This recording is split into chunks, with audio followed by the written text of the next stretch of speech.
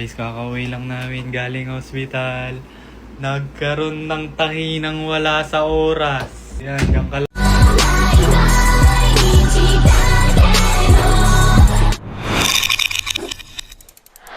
Guys, kakauwi lang namin galing hospital. Nagkaroon ng tahi ng wala sa oras. Yan, diyan ka lang, magpahinga ka lang dyan. Sinasabihan na kita, pahinga, wag puro work. Halos di na yan matulog, guys. Grabe, sobrang sipag. Siyempre, kailangan ko magsipag para sa future natin. Lalo na Mahawakan ng mga You're so sweet. Pero kailangan mo din naman isipin sarili mo. Wag puro kami. Ha? O yan, binigyan ka tuloy ni Lord ng dahilan para magpahinga ka muna. Tulog ka na dyan. Sleep ka na dyan ha. Mag-ilamos muna ako tapos tatabihan na kita dyan. Okay? Good night. You. Lahat siguro nakapila. Sing na agad ikaw, bebe. O gusto kita makuha. Wait lang ha, dyan lang ikaw. Wag cry ha. Check ko lang si mami ha. Kitang naiisip. Sila ha. Ikilaman Doon. ang aking Uy! pag-ibig. Ano? No, nakatulog ka na. Eh, pahinga-pahinga din. Nasugatan ka na nga lahat-lahat. Basta pag napagod ka ha, magpahinga ka ha.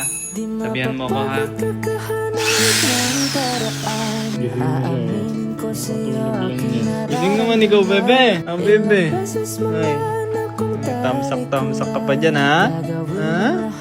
Huwag ka mag-cry ha. Dyan lang ikaw ha. Guys, kasi wala magtitirinta sa kanya, kaya siya na lang nagtirintas ng sarili niya. Tapos yung tatay, ayun, nagbabantay sa anak niya. Agad ikaw, bebe. Pangakong dito lang ako. Hello guys! Good morning! Good talaga ang morning. work muna kami, Bibi ha. Work muna kami ha. Work muna kami ha. Babi, nag-lotion ka na ba? Mag-lotion ka muna. Ang gari na ng skin. Sige, wait lang. Lotion agad. Alam mo bang hindi madali sa aking maiwanan mag-isa. Lalo na sa panahon na kinakailangan pa kita. Wala na ba akong malaga para putulin ang bigla. Hindi na ba mababalik ko sa tayo nagsimula. Alam mo ba ang kakarapin mag-isa kung ang kinakatakot ay bigla nang dumating. Na hindi ko inasahan na mawawala na lang ng biglaan ka sa aking paningin.